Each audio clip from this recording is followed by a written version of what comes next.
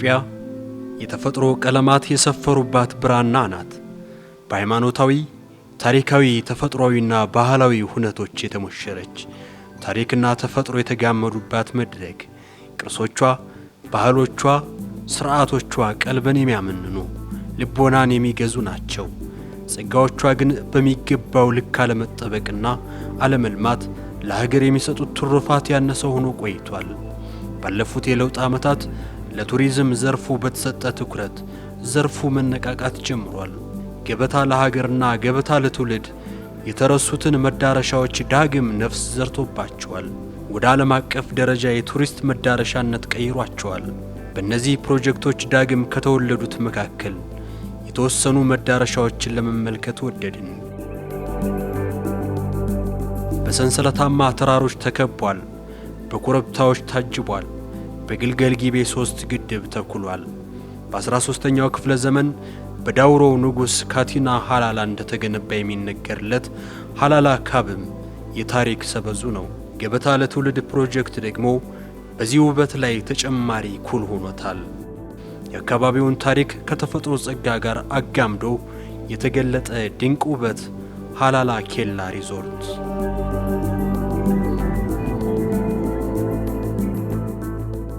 ብዙዎቹ ከምድር በላይ ያለ ገነት የሚሉት ወንጪ፣ ሌላኛው በሰሪ እጆች የደመቀ ውበት፣ ተራራ፣ ውሃ፣ ደንና ታሪክ በአንድ ቦታ የተገናኙበት ሙሉ ስፍራ ነው የወንጪ ኢኮቱሪዝም።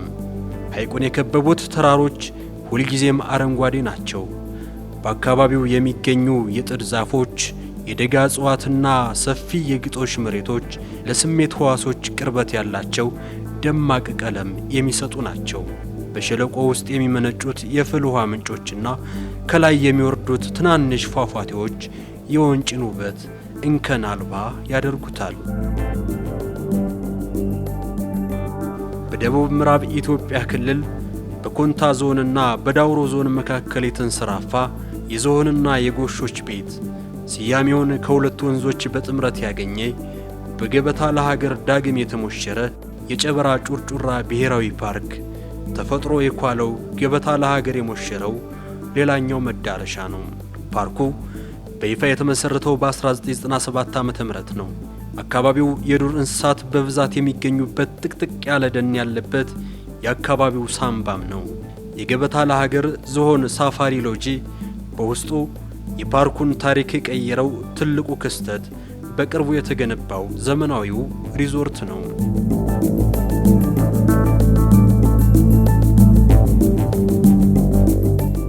አፄ ፋሲለደስ የጎንደርን ቤተ መንግሥት ከመገንባታቸው በፊት ለኢትዮጵያ ነገሥታት እንደ ዋና ከተማና የመኖሪያ ስፍራ ሆና አገልግላለች።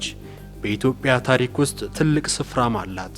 በተለይ በ16ኛው ክፍለ ዘመን ገናና ታሪክ ገንብታለች። ጣናን ተንተርሳ ታሪክን ታቅፋ ኖራለች ጎርጎራ። ለጎርጎራ ገበታ ለሀገር ፕሮጀክት ደግሞ የድምቀቷ ድምር ሆኗል። ገበታ ለሀገር ይህችን ታሪካዊ ስፍራ ወደ ዘመናዊት የቱሪስት መዳረሻነት ቀይሯታል። የሪዞርቱ ግንባታ የጎንደር ቤተ መንግሥታትን ጥበብና የጣና ሐይቅን ተፈጥሯዊ ውበት ባገናዘበ መልኩ የተሰራ ነው። በገበታ ለሀገር በይኑና መንደርና ኮይሻ ፕሮጀክትን ጨምሮ ገበታ ለሸገርም ተተግብረውበታል። ቀጥሎ በመጣው ገበታ ለትውልድ ደግሞ በሁሉም ክልሎች አድማሱን አስፍቶ የቱሪዝም መዳረሻዎችን ለማልማት እየተተገበረ ይገኛል። በእነዚህ ፕሮጀክቶች ስኬት እንደ ሀገር የጎብኚዎች ቁጥር እየጨመረ የቱሪዝም ዘርፉም እየተነቃቃ ነው። የቱሪዝም ዘርፉ እንደ ሀገር የብዝሃ ኢኮኖሚ ግንባታ ውስጥ አንዱ አውታር መሆኑም ይታወሳል።